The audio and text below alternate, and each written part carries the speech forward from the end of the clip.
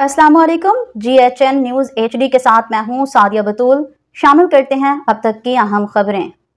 झावरिया सरगोदा लखनऊ में 25 रोजा floor flood light cricket tournament के फाइनल मैच में हसन क्लब लियानी की टीम ने भट्टी टाउन की टीम को हराकर फाइनल मैच अपने नाम कर लिया। फाइनल मैच में कामयाबी हासिल करने पर हसन क्लब को मोटरसाइकिल और बेस्ट ऑल राउंडर आबिद मेहतला, बेहतरीन बल्लेबाज हाफिज हसनैन और जावेद जेदी को मैन ऑफ द मैच करार देते हुए ट्रॉफी और नकद इनामात से नवाजा गया। इसी तरह दूसरे नंबर पे भट्टी टाउन की टीम को ट्रॉफी, जबकि बेहतरीन बॉलिंग, बल्लेबाज और अच्छी फील्डिंग पे खिलाड़ियों की हौसला अफजाई के लिए नकद इनामात दिए गए। फाइनल मैच के मेहमान खुसूसी chairman Punjab education foundation Malik Shoaib Awan थे। इस मौका पर मलिक शोएब अवान ने अपने खिताब में कहा कि सरगोदा की तारीख में सरगोदा के नवाही इलाका लखनऊ में इतना तवील फ्लड लाइट क्रिकेट टूर्नामेंट को खुश आइंद करार देते हुए कहा, अगर इसी तरह खेलों के मैदानों का बात और खिलाड़ियों की हौसला अफजाई की जाती रही तो हम बासानी बेहतरीन मुआशरा तश्कील दे सकते हैं। मलिक शोएब अवान ने कहा कि किसी भी सेहतमंद मुआशरे में खेलों की सरगर्मियां इंतहाई अहमियत के हामिल होती हैं।